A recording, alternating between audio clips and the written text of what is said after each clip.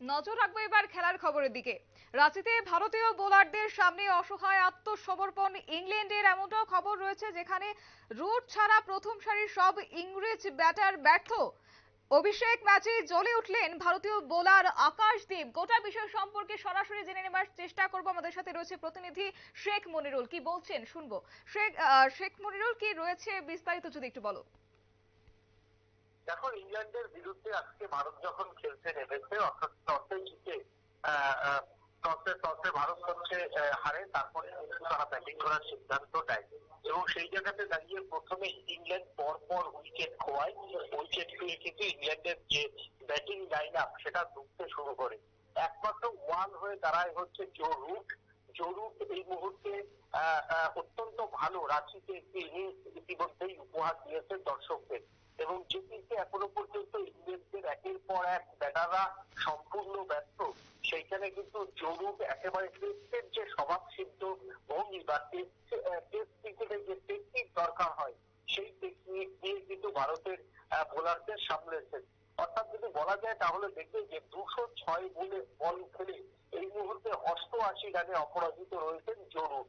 অর্থাৎ টেস্টের যেভাবে খেলা দরকার প্রথম ইনিংসে উইকেট হারানোর পর, ঠিক সেইভাবেই কিন্তু তিনি তার ব্যাটিং যে টেকনিক সেই টেকনিক দিয়ে পুরো ইংল্যান্ডকে কিন্তু খাদের কিনারা থেকে বাঁচিয়ে দিয়েছেন এই ইংরেজ ক্রিকেটার জো রুট।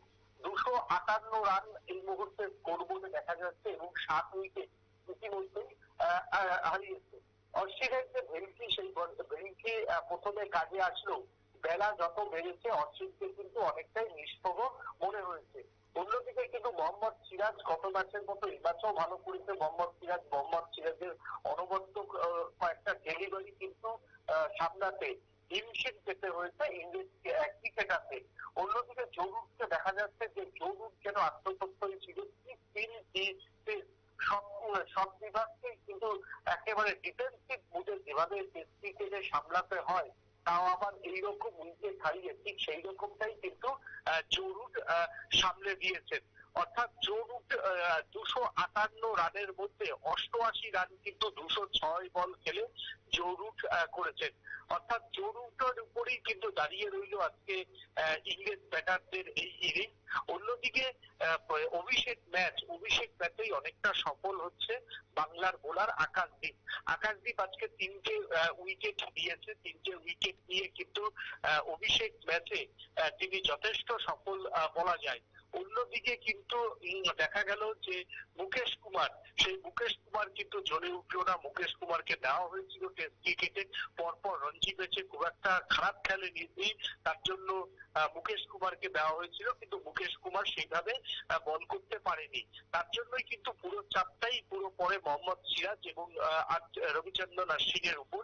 প্রথম দিকে রবিচন্দ্রন আশ্বিন সফল হলেও এখন কিন্তু সফল না।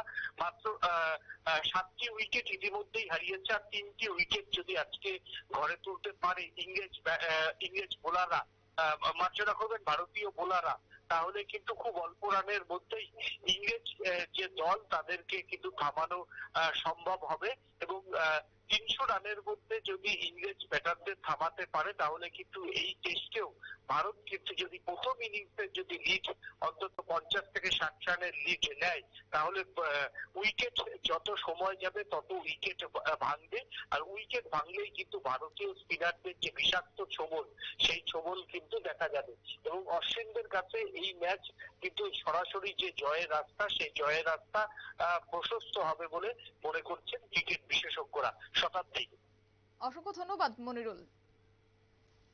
কথা বলছিলাম আমাদের প্রতিনিধি মনিরুলের সাথে। এক্ষেত্রে যেমনটা খবর হচ্ছে যে রুট ছাড়া এবার প্রথম সারির সব ইংরেজ ব্যাটার ব্যর্থ, এবং এক্ষেত্রে অভিষেক ম্যাচে এবার জ্বলে উঠলেন ভারতীয় বোলার আকাশদীপ। রাঁচিতে এবার ভারতীয় বোলারদের সামনে এবার অসহায় আত্মসমর্পণ ইংল্যান্ডের।